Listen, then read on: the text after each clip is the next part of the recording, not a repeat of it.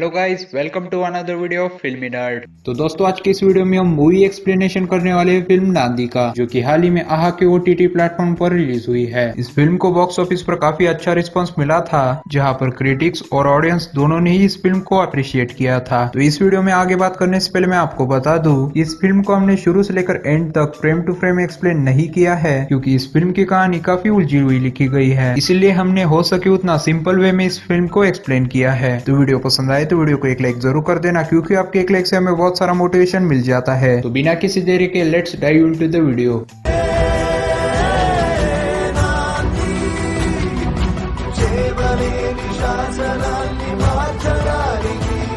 Film की कहानी शुरू होती है सूर्या से, जो कि अब एक सॉफ्टवेयर एम्प्लॉय बन चुका है। अपनी पहले पगार मिलते ही वो अपने पिता के लिए शराब और सिगरेट के पैकेट्स और अपनी माँ के लिए ब्यूटी प्रोडक्ट्स लेकर आता है, जो कि उन दोनों ने तब छोड़ दी थी जब उन्हें अपने बेटे सूर्या के पढ़ाई के लिए पैसे बचाने थे। अगले सीन में सूर्या अपने फैमिली के साथ मंदिर जाता है, जहाँ पर वो पहली बार राजलक्ष्मी से मिलता है और पहली नजर में ही उसे राजलक्ष्मी से प्यार हो जाता है। राजलक्ष्मी उसे पहली बार मिलने पर उसे टीज करती है और उसके प्यार की टेस्ट लेती है। आखिर में राजलक्ष्मी को सूर्या का कूल और साफ नेचर पसंद आता है, जिसके बाद उन दोनों की शादी हो जाती है। दूसरी तरफ देश में जमीन के मामले में एक बड़ा स्कैम निकल कर आता है, जहाँ पर सरकार ने जो जमीन इलेक्ट्रॉनिक हब बनाने के लिए दी थी, वही जमीन सरकार मार्केट प्राइस से 4 गुना कम पैसों में गरीब लोगों से खरीद रहा था। इस स्कैम से लोगों की नजर हटवाने के लिए होम मिनिस्टर नागेंद्र राव और सीआई किशोर एक मर्डर प्लान करते हैं। यह मर्डर होता है लॉयर राजगोपाल का, जो कि लोगों की मदद करने के लिए और अच्छे काम करने के लिए सोसाइटी में पहले से ही फेमस रहते हैं। तो एक पब्लिक फिगर का मर्डर हो जाने पर लोगों में और न्यूज चैनल पर उसी मर्डर की चर्चा बनी रहेगी, और जिस वजह से लोगों की नजर इस स्कैम से हट जाएगी। यही सोचकर सीआई किशोर राजगोपाल के मर्डर के लिए 2 कॉन्ट्रैक्ट किलर को बुलाता है और उनसे ये कहता है कि अगर तुम दोनों ने ये मर्डर कर दिया तो तुम्हारे ऊपर के सारे क्रिमिनल रिकॉर्ड्स में हटवा दूंगा, और खून करने के बाद तुम दोनों को फैक्ट्री के शेड में रहना है। वहाँ पर तुम्हें लगने वाली सारी चीजों का बंदोबस्त चंद्रया कर देगा। और उसके बाद दोनों रामगोपाल का चाकू से खून करते हैं और फैक्ट्री में छुप जाते हैं। खून करने के बाद अगले 3 दिनों तक चंद्रया उन्हें खाने और पीने के लिए सामान फैक्ट्री में पहुंचाता रहता है। एक दिन वो दोनों चंद्रया को उनके साथ शराब पीने के लिए जबरदस्ती करते हैं, और शराब पीने के बाद शराब के नशे में चंद्रया सीआई किशोर का असली प्लान उन दोनों को बता देता है। चंद्रया उनसे ये कहता है कि इस केस के इल्जाम में सीआई किशोर तुम दोनों को मारकर इस केस को क्लोज करना चाहता है। ये सुनकर वो दोनों बहुत ज्यादा डर जाते हैं और वहाँ से भाग निकलते हैं। दूसरी तरफ सूर्या और राजलक्ष्मी की शादी हो जाने पर वो दोनों एलियन स्पेस अपार्टमेंट में एक फ्लैट लेते हैं, जिसके पैसे भरने के लिए सूर्या अपने पड़ोसी अंकल से 10 लाख का लोन लेता है और उनसे ये कहता है कि उसका बैंक में लोन अप्रूव हो जाने पर वो सारे पैसे उन्हें लौटा देगा।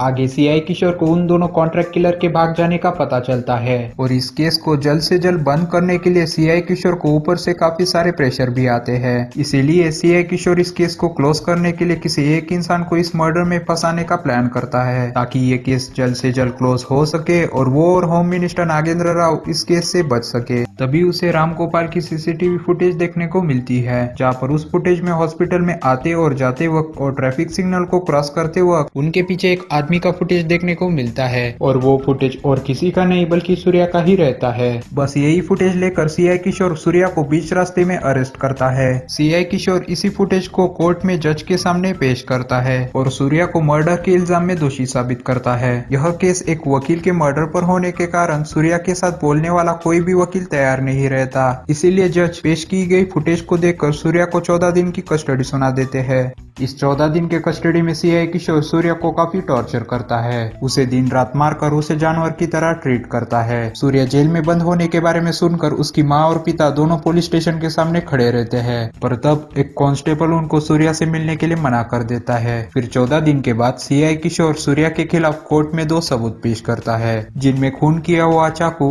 और एक खून लगा हुआ चेक शॉट होता है। सीआई किशोर जज को ये कहता है कि खून करने के बाद सूर्या ने खून किए हुए इस चाकू को और उसके चेक शॉट को जंगल में फेंक दिया था। ये सुनने के बाद सूर्या जज को ये बताता है कि सीआई किशोर उस पर झूठे एलिगेशंस लगा रहा है, पर उस वक्त सूर्या के साथ बोलने वाला कोई वकील नहीं रहता, इसलिए जज उसकी बात सुनने से मुकर जाते हैं। सारे सबूत सूर्या के खिलाफ होने के कारण जज सूर्या को क्रिमिनल घोषित कर उसे मर्डर के इल्जाम में जेल भेज देते हैं। इस बात को लेकर सूर्या के पेरेंट्स काफी परेशान हो जाते हैं। वो रो कर मीडिया को सूर्या निर्दोष होने के बारे में बताते हैं, पर मीडिया उनकी एक भी बात नहीं सुनती। इसके बाद सूर्या के माँ बाप खुद को घर के अंदर बंद कर लेते हैं और अपने ऊपर पेट्रोल छिड़कते हैं। इसके बाद वो लोगों से ये मांग करते हैं कि जब तक सूर्या घर नहीं आ जाता वो घर से बाहर नहीं निकलेंगे और अगर किसी ने घर में आने की कोशिश की तो वो खुद को आग में जिंदा जला लेंगे। ये बात सुनकर सीआई किशोर काफी गुस्सा हो जाता है और उसके बाद वो चुपके से घर के अंदर अपनी सिगरेट की जली हुई मैस्टिक फेंक देता है, जिसकी वजह से सूर्या के माँ बाप वही जिंदा जल जाते हैं। इसी दौरान राजलक्ष्मी और उसके पिता सूर्या को मिलने जेल पहुंचते हैं। वो सूर्या से ये कहते हैं कि वो अपने बेटी को खुश देखना चाहते हैं, इसीलिए उन्होंने उसके लिए एक दूसरा लड़का खोज निकाला है। अगर तुम्हारी मर्जी हो तो मैं उसकी दूसरी शादी करना चाहता हूँ। ये सुनकर सूर्या उन्हें हाँ कह देता है और राजलक्ष्मी को आगे खुश रहने के लिए कहता है। आगे कहानी में 5 साल बीत जाते हैं, जहाँ पर अब कहानी में लॉयर वरलक्ष्मी यानी कि आद्या की एंट्री होती है। लॉयर आद्या प्रियदर्शी को बटन कैमरे के साथ जेल के अंदर भेजती है ताकि वो सूर्या के बारे में अच्छी तरह से जान सके। सूर्या 5 साल जेल के अंदर बिताने के बाद अंदर से पूरी तरह से टूट जाता है, जिसकी वजह से वो प्रियदर्शी की बातों पर ज्यादा ध्यान नहीं देता। पर आगे वो इमोशनल होकर प्रियदर्शी को सब सच बता देता है कि कैसे सीआई किशोर ने उसे एक मर्डर के इल्जाम में फंसाया था। उसके बाद आद्या खुद उसे मिलने जेल आती है और उसे इस केस से बाहर निकालने का विश्वास दिलाती है। आगे आद्या बेल ग्रेजुएट करने के लिए सारी फॉर्मेलिटीज पूरी करती है और बेल पेपर लेकर सूर्या के पास आती है। तभी एक्स होम मिनिस्टर और सीआई किशोर के आदमी सूर्या को मारने के लिए जेल के अंदर आते हैं। इसी मारझाड़ में सूर्या की बेल कैंसिल हो जाती है। उसके बाद प्रियदर्शी जो बटन कैमरा जेल के अंदर लेकर गया था उसमें सूर्या पर हुआ हमला रिकॉर्ड हो जाता है।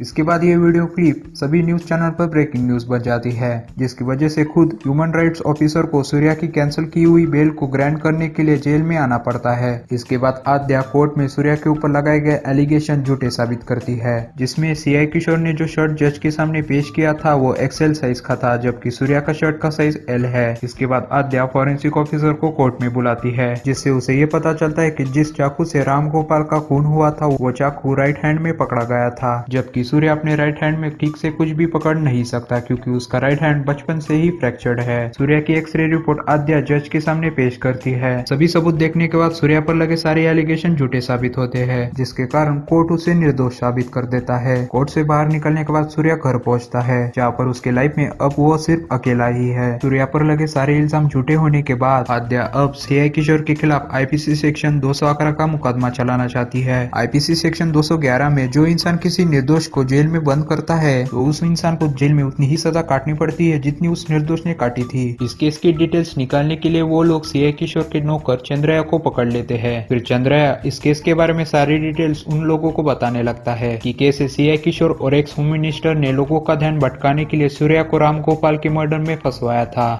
अगले दिन आद्या को जज के सामने चंद्रया को पेश करना पड़ता है, पर उसके कोर्ट पहुंचने से पहले ही सीआई किशोर के आदमी उसे मार देते हैं। आगे आद्या जज के सामने ये साबित करती है कि कैसे एक्स होम मिनिस्टर के अकाउंट से हर महीने 6 लाख सीआई किशोर की वाइफ के अकाउंट में जमा होते थे। और आगे आद्या इसी बात को प्रूफ करने के लिए सीआई किशोर और एक्स होम मिनिस्टर की फोन रिकॉर्डिंग मांगती है और कोर्ट अगले दिन के लिए एडजर्न हो जाता है। इसी बीच एक्स होम मिनिस्टर और सीआई किशोर आद्या और सूर्या को धमकाने का प्लान बनाते हैं, जिसमें वो सूर्या को किडनैप कर आद्या को ये बताते हैं कि अगर उसने ये केस विड्रॉ नहीं किया तो वो सूर्या को मार देंगे। आगे सूर्या कैसे वैसे वहां से भाग निकलता है और सीधे सीरियस हालत में कोर्ट ऑफिस पहुंचता है। उसके बाद उसे ट्रीटमेंट के लिए हॉस्पिटल शिफ्ट किया जाता है। कोर्ट शुरू होने पर एक्स होम मिनिस्टर और सीआई किशोर की रिकॉर्डिंग सुनाई जाती है, जिसमें उनके सारे सच सामने आते हैं। यहाँ पर आद्या और सूर्या केस जीत जाते हैं और ये जीत सिर्फ उनकी ही नहीं बल्कि करोड़ों निर्दोष लोगों की भी है, जो सूर्या की तरह निर्दोष होते हुए भी उन्हें सजा सुनाई गई है। नांदी फिल्म का भी यही मतलब होता है, यानी कि शुरुआत और सच्चाई का आरंभ। तो कैसी लगी आपको ये फिल्म हमें कमेंट बॉक्स में जरूर बताएं। साथ ही में चैनल पर नए हो तो चैनल को सब्सक्राइब करके बेल नोटिफिकेशन भी जरूर ऑन कर लेना, ताकि आपको हमारी आने वाली वीडियोस की नोटिफिकेशन मिलती रहे। तो मिलते हैं दोस्तों अगली वीडियो में कुछ नए एक्साइटेड अपडेट्स के साथ। तब तक के लिए बाय बाय,